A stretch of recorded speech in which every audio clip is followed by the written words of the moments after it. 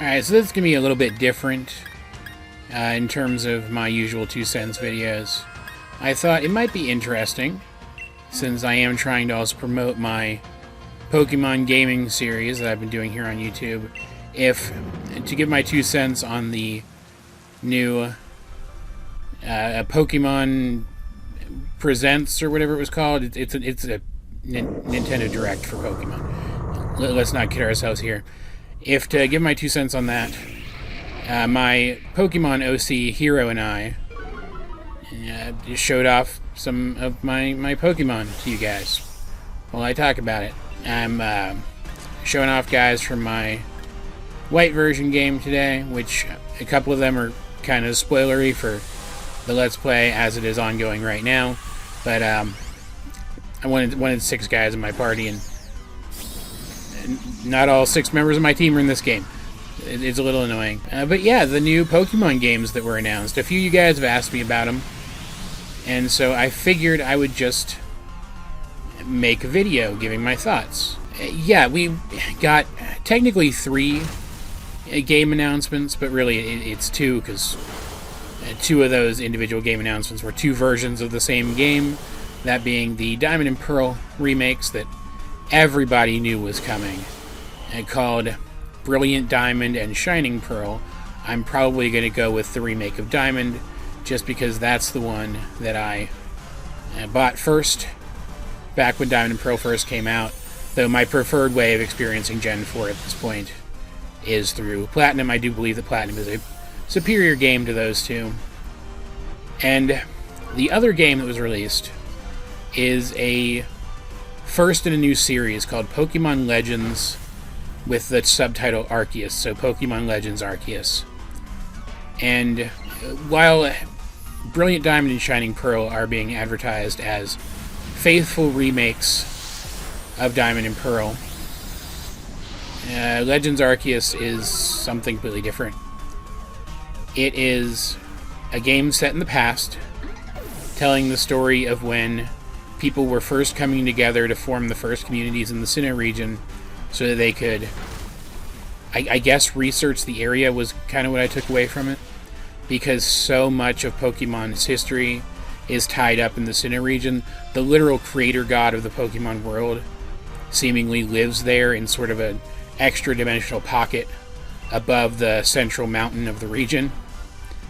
And it looks like it might be retconning a couple things, like the origin of Pokeballs and the origin of the Pokédex, kind of showing us that these supposed new technologies are actually sort of, I don't know, updates or rediscoveries of old technologies. But we kind of knew that with Pokeballs already because of Apricorn Balls, and it makes sense that if Apricorn Balls were a thing in some regions, there still might be something else, some early form of early Pokeball, some other form of early Pokeball, rather, that was used in other regions at about or prior to the same time.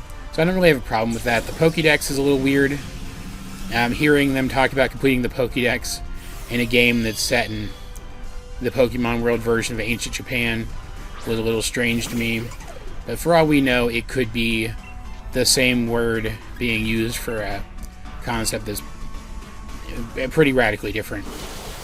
And straight up, I'll admit that while both of these game announcements really interested me, Legends interests me more, because ever since Sword and Shield came out, that hurt a lot. Ever since Sword and Shield came out, I was kind of hoping that they were using it as kind of a, I'm not going to beat this thing, which is very annoying to me.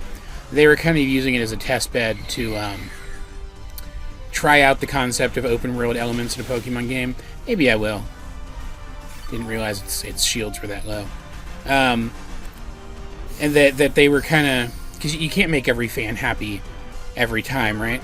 So I figured they were probably trying to go with something along the lines of like a happy medium between a truly open world game and a classic style Pokemon game with fixed camera and like the traditional town layouts and stuff for the most part, right?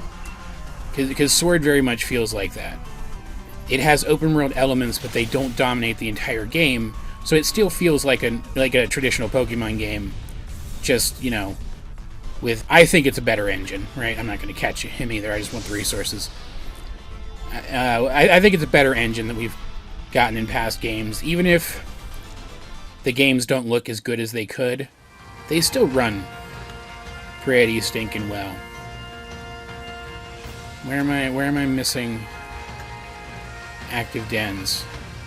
There's one over there. Okay. And if that was what they were trying to go for, if they were just trying to test out the concept, like dip their toes into the water, so to speak, of a potential open world Pokemon game, open world main series Pokemon game, it makes sense that they would go from a game that's a little less open world than it is not, to a game that's fully open world, at least seemingly, but isn't actually a main series game, and that's what Legends Arceus is.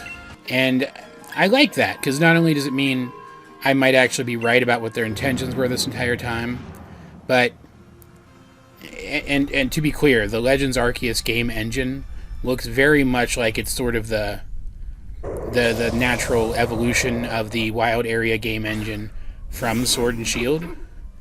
Like, the Wild Area elements of Sword and Shield were a test bed for that game.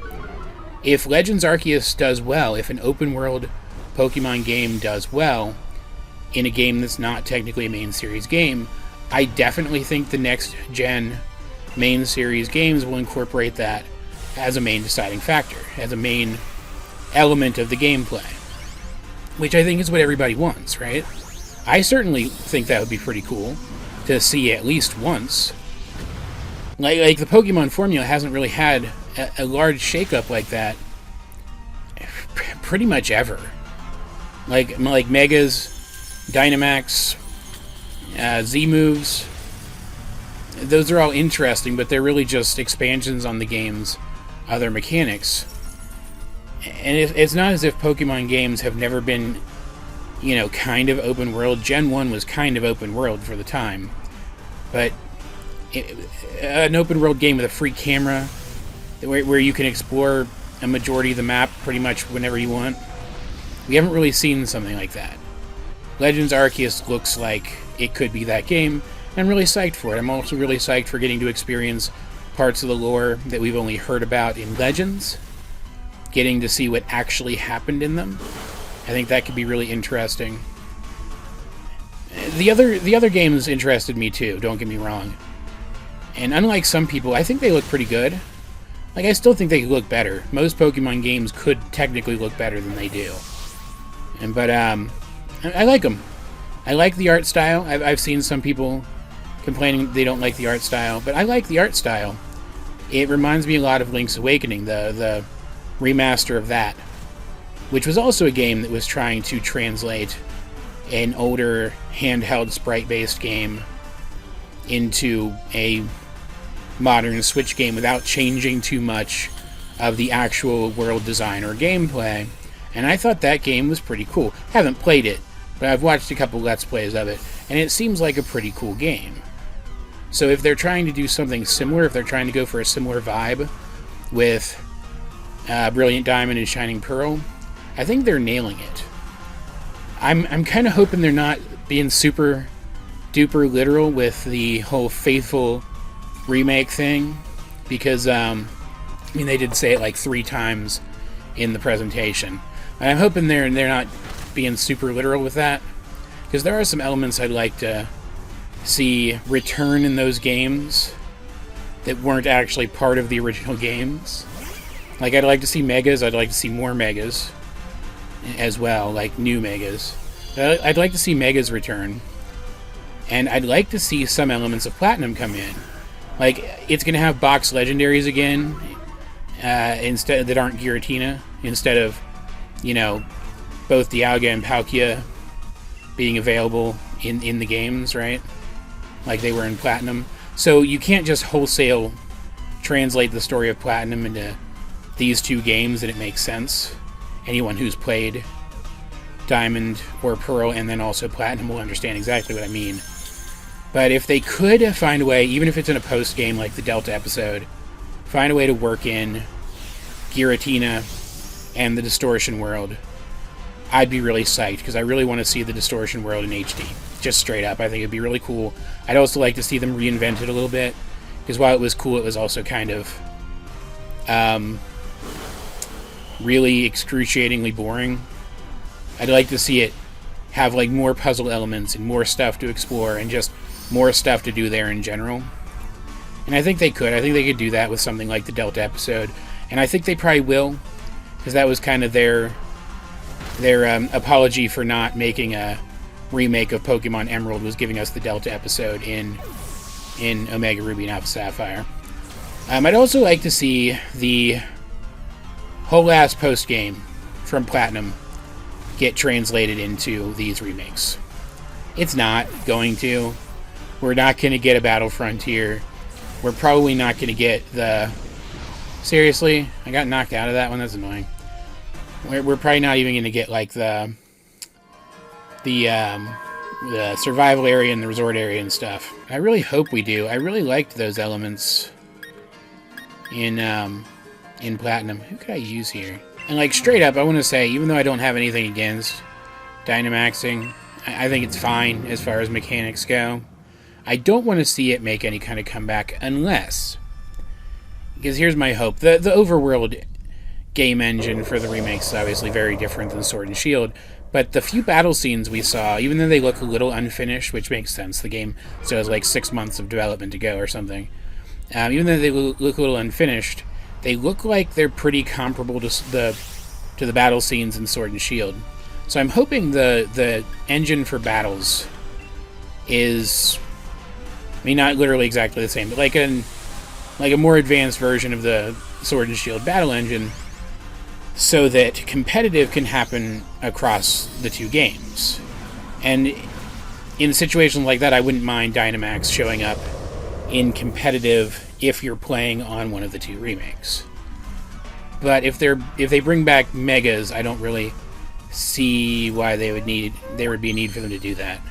I guess maybe you can only have one Mega or one Dynamax per battle or something to kind of even it out.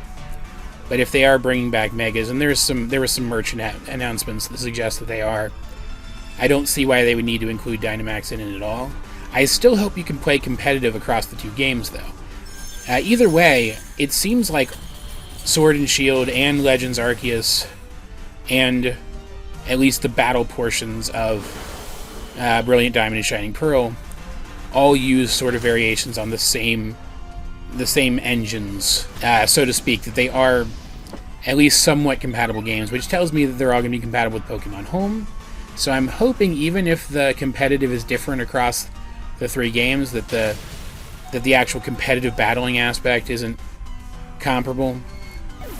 We'll at least be able to transfer guys through Home freely between the three games, so that I can use any of my team members for competitive, for online battles in any of the games, if that makes sense. I phrased that very badly. Like, for example, I hope that it is as easy in these remakes to fix your Pokemon's EVs, for example, or go back and give them relearner moves or whatever, as it is in Sword and Shield. But it would make sense if it wasn't, because that wasn't a thing in Diamond, Pearl, and Platinum.